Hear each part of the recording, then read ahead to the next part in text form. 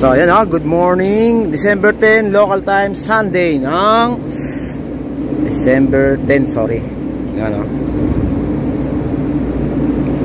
ayan, departure at Santos, Brazil.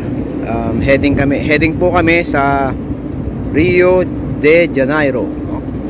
Yung kung saan yung famous yung yung Copacabana. Tapos yung ito lang March, doon kami 2023, kami ni Kristan Mandaragat ni Mike Etik, no? Shout out. Ganda ng beach, sobrang ganda. Pero okay lang kasi syempre wala tatalo sa ganda ng Pilipinas para sa akin, no? Sa puso ko as a OFW, no?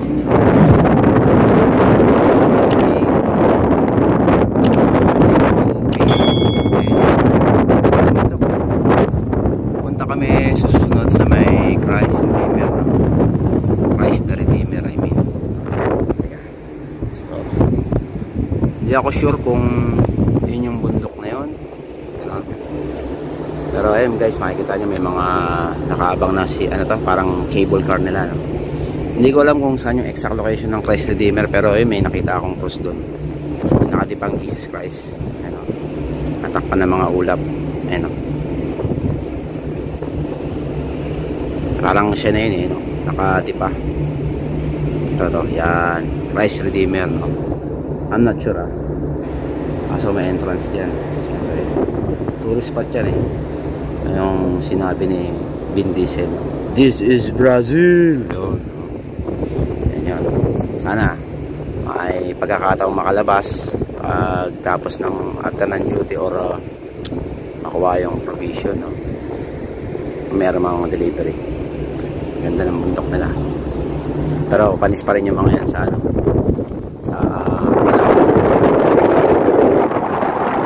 Diyos. Thank you Lord, na nabigyan ng pagkakataon na makarating sa mga ganitong lugar libre, no? Sa unahan namin guys, merong panibagong cruise ship doon, kung makikita nyo yan. Cruise ship na naman, no?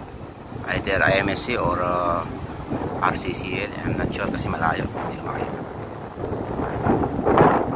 Yun yung tulay na yun, hindi rin ako sigurado, pero parang sa Fast and the Furious yung pinagshootingan nila. Ayun, may tulay doon.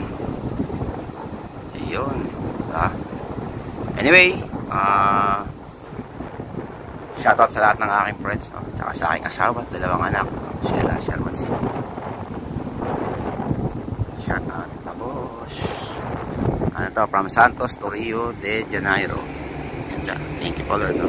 Good morning, December 11 na 2023, local time, mga 5:45. Maaga akong nagigising. Okay, see you, Christ Redeemer.